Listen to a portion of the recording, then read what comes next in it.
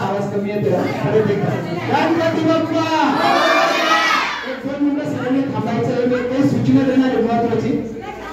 नाशिक जिल्ह्यातील आपण 1000 देवस्थान एकत्र केले किती आवाज आला किती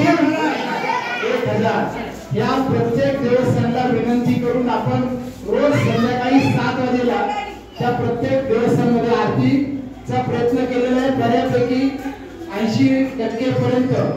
प्रत्येक देवस्थानामध्ये 7 वाजेला आरती आता तुम्हाला खास विनंती रोज संध्याकाळी आपल्या जवळच्या मंदिरात जा संध्याकाळी 7 वाजेला